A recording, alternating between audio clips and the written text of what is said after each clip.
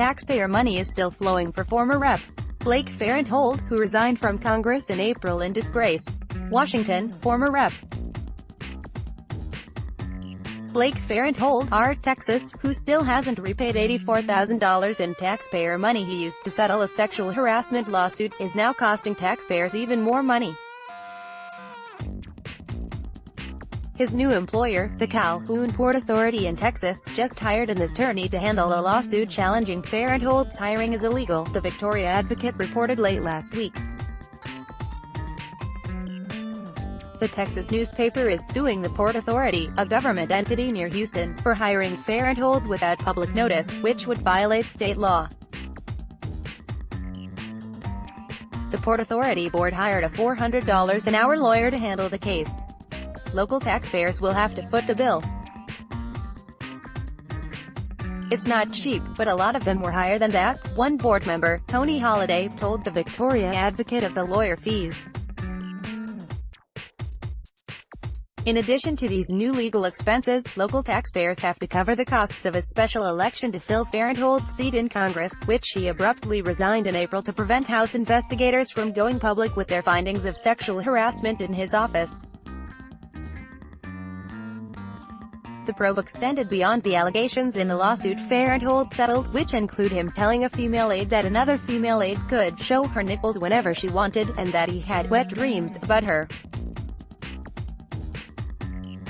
Texas Governor Greg Abbott, R., had demanded that Farenthold pay for the June special election, which is estimated to cost taxpayers about $125,000. The governor also insisted that Farenthold, who is worth millions of dollars, repay the $84,000 sexual harassment settlement. He has refused both. Farenthold's new job, created for him by the Port Authority, is to lobby Congress, a curious hire, given that Farenthold burned bridges with his former colleagues, including Speaker Paul Ryan, R. Weiss, over his refusal to repay the sexual harassment settlement. His new job pays $160,000 a year in, you guessed it, taxpayer money. Between the bad press and the newspaper's lawsuit, the Port Authority board voted last month on whether to fire Farenthold. The vote was tied, 3-3, so he is keeping his job for now. Randy Boyd, the Port Authority board chairman, did not immediately respond to a request for comment on why the port is spending so much taxpayer money on Farenthold. Charles Houseman, director of the Port Authority, did not respond to a request for comment.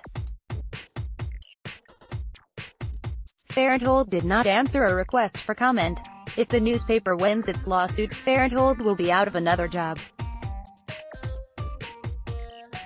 The port could always rehire him, but it would first have to hold a public meeting letting anyone in the community weigh in. John Griffin, the lawyer representing the Victoria Advocate, said the Port Authority could have avoided the lawsuit if it hadn't been so secretive about hiring Farenthold. Most people learned about his new job when he called into a local radio show and announced it. The port had a choice to make to give the public notice that it was considering hiring Mr. Farenthold at an annual salary of $160,000, or to sweep it under the rug until Mr. Farenthold leaked it during a radio interview, Griffin said in an email. The port and the port alone is responsible for this train wreck. Griffin said taxpayers are also getting shafted by the $400 an hour rate of the Port Authority attorney. That figure is far higher than the hourly rate of the Advocates Council, Griffin said.